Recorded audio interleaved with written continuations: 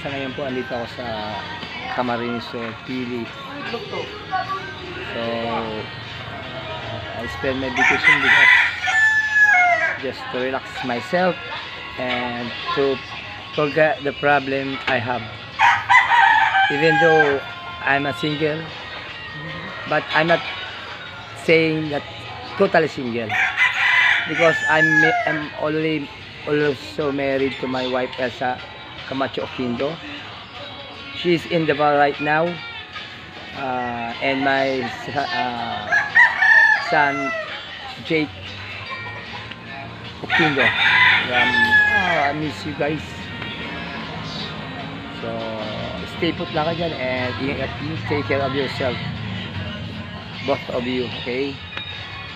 And also to my daughter Hazel, just relax yourself, Harold and Jason. Your papa is always here in Camarines Sur. Yeah, I'm already here in Camarines, so just relax myself and to make it sure that I'm happy. Yeah. So you guys be happy and take care of yourself. Okay? Don't forget to pray.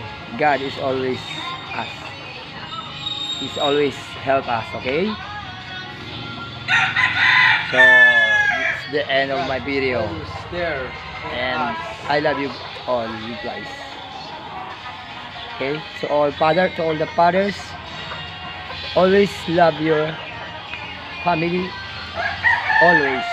Don't forget to pray. Okay? That's my advice. Bye bye and God bless you all, guys.